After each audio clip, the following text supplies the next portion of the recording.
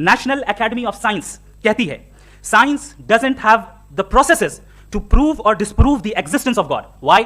क्योंकि साइंस का ताल्लुक एम्पेरिकल एविडेंस से है और एम्पेरिकल एविडेंसेस का ताल्लुक हमारे नेचुरल और फिजिकल वर्ल्ड से है, जबकि गॉड नॉन फिजिकल और सुपर नेचुरल रियलिटी है. लिहाजा नॉन फिजिकल रियलिटी को आप उस टूल के साथ नहीं चेक कर सकते जिसका काम फिजिकल रियलिटी को तलाश करना है. लिहाजा आज इस डिबेट में गॉड की एग्जिस्टेंस को साबित करने या उसे डिनाई करने में साइंटिफिक एविडेंस को एक्सेप्ट नहीं किया जाएगा. दूसरा स्टैंडर्ड हो सकता है रेविलेशन, कि रेविलेशन के जरिए हम यह साबित करें कि गॉड एग्जिस्ट करता है या नहीं. लेकिन यह स्टैंडर्ड भी आज इररेलेवेंट है. क्यों? क्योंकि रेविलेशन मेरे नजदीक सोर्स ऑफ नॉलेज है, वैलिड सोर्स ऑफ नॉलेज है, लेकिन हमारे जावेद अख्तर साहब के नजदीक ये वैलिड सोर्स ऑफ नॉलेज नहीं है. लिहाजा आज की डिबेट में मैं एक भी एविडेंस किसी भी मजहबी स्क्रिप्चर से नहीं दूंगा ताकि जावेद अख्तर साहब के लिए वो अनएक्सेप्टेबल ना हो. तीसरा जो मेयार हो सकता है वो है ऑब्जर्वेशन, कि भाई कोई कहे कि हमें खुदा दिखाओ, अगर है तो दिखाओ, या ये कि खुदा के एग्जिस्टेंस पर एम्पेरिकल एविडेंस दो, तो ये है दर हकीकत गलत टूल का इस्तेमाल करना. ये ऐसा ही है कि जावेद साहब मुझसे ये मुतालबा करें कि मुफ्ती साहब आप मेटल डिटेक्टर के जरिए प्लास्टिक डिटेक्ट करके दिखाएं.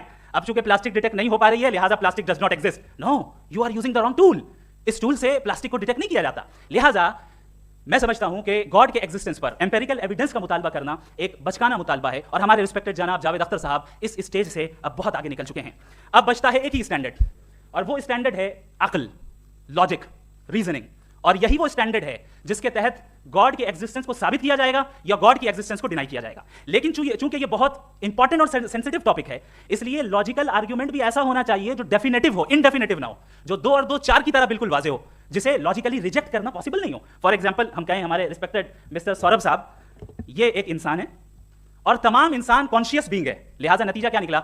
हमारे सौरभ साहब भी कॉन्शियस बीइंग है. क्या ये इंडेफिनेट आर्गुमेंट है या डेफिनेट आर्गुमेंट है? ये डेफिनेट आर्गुमेंट है. ये 2 और 2 की तरह वाजे है. इसमें किसी तरह जो है लॉजिकली इसको रिजेक्ट नहीं किया जा सकता. तो अगर आज हमारे जावेद अख्तर साहब ऐसी कोई अकली दलील और लॉजिकल एविडेंस दें खुदा के ना होने पर जो डेफिनेट भी हो, तो मैं ये ऐलान करता हूं कि यकीनन मैं उस एविडेंस को कबूल करूंगा और उस पर गौर करूंगा. लेकिन साथ में ये भी ऐलान कर देता हूं प्रेडिक्शन के तौर पर कि ऐसा कोई डेफिनेट आर्गुमेंट कोई नहीं पेश कर सकता.